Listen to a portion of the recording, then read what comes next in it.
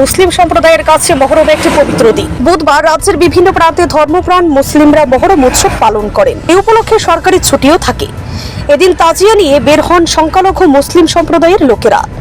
আগরতলার বর্ডার গোল চক্কর সহ বিভিন্ন জায়গা থেকে তাজিয়া নিয়ে শোভাযাত্রা বের হতে দেখা যায়, কিন্তু কিশোরে থেকে প্রবীণরাও তাতে অংশ নেন। কারবালার মরুপ্রান্তের হাসান ও হুসেনের মৃত্যুর বরণ করার ঘটনাকে স্মরণ করে এই দিনটি পালন করা হয়। এই বিশেষ দিনে ধর্মপ্রাণ মুসলিমদের দোয়া সবার জন্য শান্তি ও সুখ সমৃদ্ধি।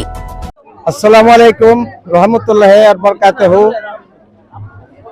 মুসলিম ভাইদের জানাই সালাম, হিন্দু ভাইদের জানাই নমস্কার।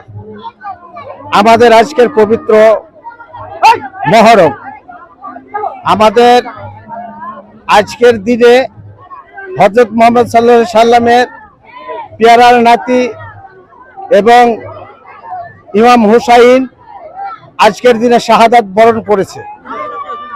শাহাদাত বরণ করেছে কারবালার জমিনে। এজিদের সঙ্গে যুদ্ধ করে আজ শাহাদাত বরণ করেছে। তাই আমরা এই দেশবাসীর কাছে এই বার্তা নিয়ে আমরা আজকে আমাদের জুলুস বের করছি। কারণ হচ্ছে আমাদের এই দিনটা যে গেছে, এই দিনটা যেন পুনরায় ফিরে না আসে।